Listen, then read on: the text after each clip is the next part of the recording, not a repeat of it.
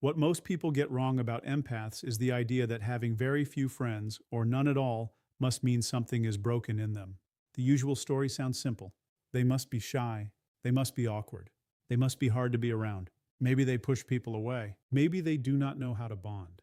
But the real picture is very different, and once you see it, you cannot unsee it. The empath is not failing to connect. The empath is failing to find people who feel truly worth connecting to. That is not the same problem, not even close. To understand this, you have to look at how an empath takes in social information. Most people move through conversations using surface signals. They notice tone. They notice a smile. They catch the mood of the room. That is enough for everyday social life. They read the basics, answer the basics, and move on. But empaths do not process people in that shallow way. Their mind runs deeper. They catch tiny facial movements before the other person even knows they showed them. They hear small breaks in the voice. They notice when words and feelings are not matching. They track body language shifts before emotions are fully spoken. In simple terms, they do not just read the room. They read the hidden layer under the room. And here is where it starts to change everything. When you can see people at that level, normal conversation can start to feel empty. Not just boring, false. Like everyone is standing on the surface of the ocean, pretending there is no depth below them. And when you keep feeling that again and again, you do not become more social. You become more careful. Stay with me because this is where the whole story turns. Imagine hearing every instrument in a song at once, every note, every pause, every small shift that gives the music its real feeling. Then imagine sitting across from someone who keeps tapping one flat note and calling it a full song. That is what small talk often feels like to an empath. It is not only dull, it feels incomplete. They can sense the sadness behind the laugh, the fear behind the confidence, the loneliness hiding under the jokes, and still the conversation stays trapped at the surface. Nothing real is named. Nothing deeper is touched. After enough of that, social interaction can start to feel like a quiet act of pretending. Like everyone agreed to act as if depth is not there, and the empath is being asked to join the performance. So they begin to step back. Not loudly, not in some dramatic way. Quietly, slowly. They stop starting conversations they already know will lead nowhere. They stop spending energy on patterns that make them feel invisible even while they are physically present. From the outside, this can look like withdrawal, but on the inside, it is something else. It is adjustment. It is self-protection. It is a fine-tuning of where their attention goes. And now we get to the part people explain badly all the time. You have heard the phrase that empaths absorb the energy of others. That line gets repeated everywhere, but it is often left vague, almost mystical, as if no real process is behind it. But there is a real process. There is a real reason some people walk away from ordinary social settings feeling unusually heavy, as if something inside them has been used up. And once you understand that, their choices stop looking strange. They start looking smart. The brain has a system often linked to mirroring. When you watch someone do something, parts of your brain respond almost as if you were doing it too. And this does not stop with actions. It also touches emotion. When you sit near someone who is anxious, your body can begin to echo that tension. When someone is angry, your nervous system can pick up that charge. When someone is deeply sad, your body may start to move in that emotional direction before you even think about it. Most people have some natural filtering. Their system softens much of the signal. It lets some of it in, but not all of it. High empathy people often do not have that same level of filter. They feel more of the emotional signal, and they feel it more strongly. So when they are around a person full of stress, they do not just notice the stress. Their body starts carrying traces of it. When they are with someone unpredictable, tight, or emotionally messy, their own system reacts as if the threat or tension belongs to them. This is not just a poetic way of speaking.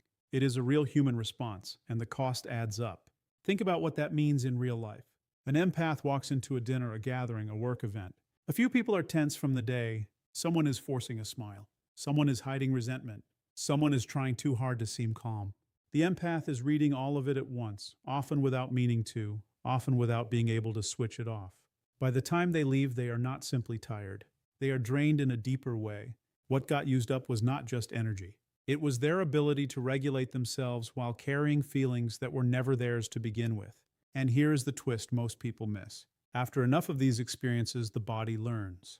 This is why an empath may turn down invitations they used to accept. Not because something terrible happened last time, not because they hate people, not because they are weak. Their nervous system is doing fast math. It remembers the price before the event even begins. It predicts the cost and sends the warning early. So, what others call avoidance is often a very smart biological response. The body is saying, we cannot keep paying this every time. And once that pattern becomes clear, the empath begins to judge relationships in a different way. Most people judge connection by history. How long have we known each other? What memories do we share? How loyal has this person been over the years? Empaths slowly begin to judge something else. Impact. How do I feel in this person's presence? How do I feel after I leave? Do I feel seen here or am I performing? Is this equal or am I doing most of the emotional work while the other person mainly receives it? Those questions sound simple, but they change everything. Because when you stop measuring closeness by time and start measuring it by effect, a lot of old relationships begin to look different. Some were never as balanced as they seemed. Some were held together by habit. Some lasted only because the empath was carrying the extra weight and calling that love, loyalty, or patience. Once they see that, the whole social map changes. And here comes the uncomfortable truth. The empath's greatest social gift can also make them very easy to use. That gift is tolerance. They give people extra room. They look for the wound behind the behavior. They search for the pain behind the poor choices. In a healthy relationship, that can be beautiful. In the wrong relationship, it becomes an open door. When a person with high tolerance spends enough time around people with low reciprocity, the same pattern shows up again and again. At first, the empath absorbs the imbalance. They explain it away. They tell themselves the other person is going through a hard season. They offer more patience. They give another chance. Then another. Then one more after that. For a while, the relationship still looks fine from the outside. It can even look strong, but underneath it, something uneven is growing. The empath is giving more, listening more, forgiving more, caring more. They are holding emotional weight that no one officially handed them, yet they pick it up anyway because they can feel it and because leaving it there feels almost impossible. Then one day, often without one huge dramatic event, repetition creates clarity. This is the moment everything changes.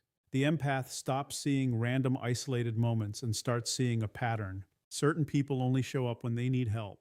Apologies come, but behavior stays the same. Their kindness is not being returned. It is being relied on. Their understanding is not valued. It is expected. And here is the sentence that can change their whole life. Understanding someone does not mean you must keep tolerating them. Read that again in your mind. Let it settle. Because many empaths spend years acting as if compassion and permission are the same thing. As if seeing why someone behaves badly means they must keep taking the damage. But those are two very different things. You can understand a person deeply. You can feel compassion for their story. You can even know exactly what shaped them into who they are, and still decide that you are no longer willing to carry the impact of their behavior in your own life. That separation is hard. But once it happens, the empath begins to change fast, and the people around them often do not know how to handle the new version. The people who were used to endless access now meet a different person. The empath who always answered, always softened, always explained, always stayed, starts becoming selective. Not cruel, not cold. Clear. That is the difference. From the outside, it can look like a personality change. But inside, it is really a correction, a repair, a return to accuracy. They stop reacting automatically just because they feel what others feel. They begin responding with choice. Does this connection support both people or only one? Is this bond honest or does it survive only because I keep overextending? That shift changes every relationship they have. Some relationships fall apart right there. And this matters. They do not fall apart because the empath became worse. They fall apart because the relationship only worked while the empath was giving too much. Remove the overgiving and the true structure is exposed. Imbalanced. Conditional. Built on one person stretching far beyond what was fair. Once the empath sees that clearly, they often stop trying to rebuild it. Not from anger, not from revenge, but from understanding. Rebuilding a connection that was weak from the start is not healing. It is just repeating the same pain in a longer form. This is why an empath's social world can shrink so much and sometimes so suddenly. It is not that they pushed everyone away. It is that once they stopped offering unlimited emotional access, many connections could no longer hold themselves up. And more of those connections depend on overgiving than most people realize. A person who is deeply patient, deeply generous, and slow to set limits often attracts people who are very comfortable receiving without matching what they receive. When the empath changes that pattern, those relationships fail the test. What remains after that can be small, but it is real. And real feels different. Very different. Here's where the story gets even deeper. All of this, the deep reading, the emotional cost, the pattern recognition, the boundary correction, leads to a bigger shift. It changes the way the empath defines a good life. Most social behavior is driven by a quiet hunger for outside approval. People stay in dull conversations, keep draining friendships, and show up at events they do not even want to attend because leaving feels like losing something. Acceptance, belonging, status, a place in the crowd. There is an unspoken trade happening all the time. I will give up a little truth, a little comfort, a little peace in exchange for inclusion. Many people make that trade every week without even noticing it. The empath starts noticing it, usually after too many moments of staying too long in places that took too much from them. Too many nights of coming home full of static, too many relationships that cost more than they gave. And at some point, something goes quiet inside them. They stop bargaining away their peace just to remain part of spaces that never felt peaceful in the first place. That changes how they use their time. They spend more of it alone. And this is where people misunderstand them most. Because to many outsiders, being alone sounds like loss. It sounds empty. It sounds sad by default. But for the empath, solitude often feels like relief. It is not emptiness. It is the stopping of all the incoming signals. It is the first true silence after standing too long inside noise so constant they forgot it was noise. In solitude, the nervous system can finally settle on its own rhythm. Thoughts become cleaner. Emotions become easier to sort. Awareness sharpens. They stop adjusting to everyone else's state and begin hearing their own inner voice again. That is not failure. That is recovery. That is self-contact. That is remembering who you are when no one else's energy is pushing against you. And once a person learns that kind of peace, they do not give it away cheaply. Not anymore. Not for random company. Not for shallow access. Not for social volume. Still, this story should not be turned into a fantasy where empaths are somehow above everyone else. That is not the point. There are real costs in living this way. Real trade-offs. A smaller circle can be honest, but it can also feel quiet on hard days. There are moments when doubt shows up. Am I being too selective? Did I leave too soon? Could this person have become something meaningful if I had stayed a little longer? Those questions are real and they deserve respect. Because deep perception is not perfect perception. An empath can read deeply and still read wrongly. They have their own blind spots. They can pull back too early. They can mistake guardedness for shallowness. They can sense complexity in the wrong places or miss it in the right ones. The ability to feel layers in people does not mean every conclusion will be correct. The healthiest empaths know this. They do not treat every instinct like a law. They stay open to revision. They do not confuse discernment with superiority. The goal is not to become impossible to reach. The goal is to become conscious about who gets access. There is also an important difference between solitude and loneliness, and this matters more than most people admit. Solitude is chosen. It can feel wide, calm, and alive. Loneliness is different. Loneliness feels unwanted. It feels like lack. Many empaths become deeply at home in solitude. They read, they create, they reflect, they build an inner life strong enough to hold them. They stop treating alone time like a waiting room and begin treating it like a fully lived space. But loneliness can still visit, especially during seasons when the right kind of connection feels far away. And when that happens, the answer is not to lower standards and fill the silence with people who do not fit. The answer is to hold the discomfort without betraying yourself just to escape it. That takes strength. Quiet strength. The kind most people never see. And then sometimes the right people appear. This is the part that changes the whole picture. Because hearing all this, someone might think the empath is simply settling into a life of distance, small circles, and endless time alone. But that is not the full truth. When an empath meets someone who is emotionally honest, self-aware, and truly reciprocal, the connection feels different almost immediately. Not rushed, not forced. Just natural in a way that is hard to explain unless you have lived it. It feels like finally speaking a language you have known inside yourself for years and discovering someone else understands it without translation.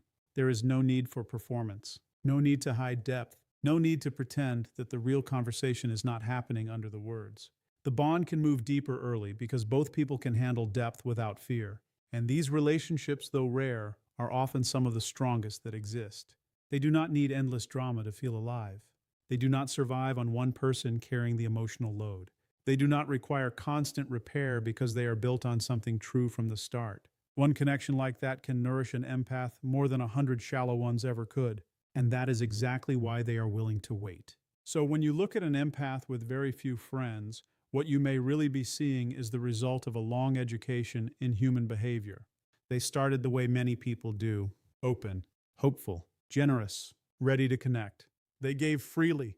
They trusted widely. And with time, often painful time, they learned which bonds were mutual and which ones were feeding on their willingness to overextend. They adjusted. They corrected. They lost relationships that could not survive the correction. And what remained was smaller, yes, but far more solid, far more honest, far more alive. Keep listening because the final point brings it all together. Human beings are not built to need endless numbers of social ties. We are built to need real ones. Again and again, what supports emotional well-being is not the amount of people around you. It is the quality of those connections. Do you feel understood? Do you feel safe enough to be real? Do you feel that care moves both ways? Can you show up without editing yourself every second? By that measure, the empath with 3 true friendships may be doing much better than the person with 40 surface-level ones. Not just in theory, in the body, in the nervous system, in the way peace or stress settles across daily life. Real connection creates less chronic strain. It leaves less hidden debt, less of that quiet damage that builds when you spend years smiling in rooms that drain you, talking in circles that empty you, and calling that a full social life just because it looks busy from the outside. So maybe the better question is not why the empath has so few friends. Maybe the better question is what it costs the average person to keep so many. How much truth gets traded away? How much calm gets given up?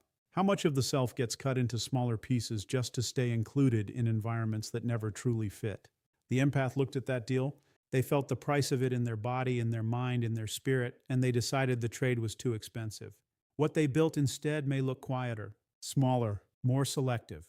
But quieter does not mean emptier. Smaller does not mean worse. More selective does not mean colder. It means clearer.